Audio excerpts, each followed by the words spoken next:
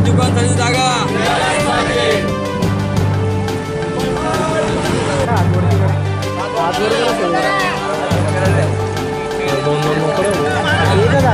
दोन नका मोकळा जरा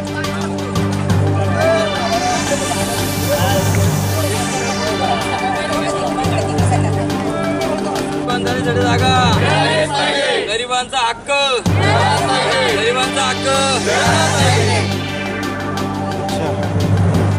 दुकानदारीसाठी जागा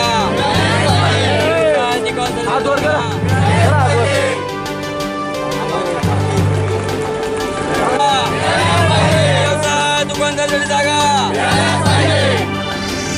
चालू द्यावा ना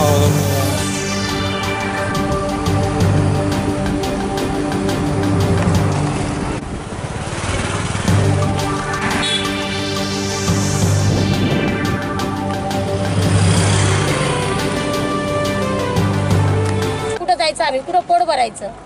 नाव काय तुमचं? वैशाली जितेंद्र तिवारी. कधीपासून तुमचं तिथं? आम्हाला आता 1.5 वर्ष होऊन गेला. 14 मार्च 2016 पासून आम्ही इथं हॉटेलधारक लोहरगाडीधारक आम्ही इथं रुग्णांना जीवापासून हे करून आम्ही सेवा करत आहेत. आणि इथं पाणी विजेची काही सुविधा नसेल तरी आम्ही रुग्णांना आमच्या पर्यायाने त्यांच्या नातेवाईकांनी शुद्ध चांगलं आणि अल्प दरात जे धुळे शहरामध्ये भेटतं त्याच्यापेक्षाही कमी दरात आम्ही येतो इथं त्यांना भोजन देतो.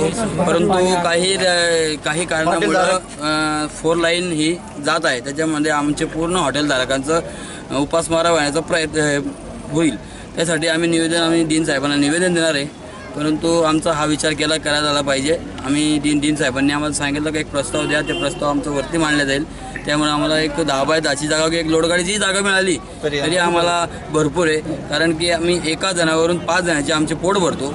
आम्ही आमच्याकडं इथं बाहेर सगळे कस्टमर जितकेही गिराईक आहेत त्यांना तुम्ही कोणाला विचारू शकतात आमचं जीवन कसं, आमचं स्वच्छता कशी.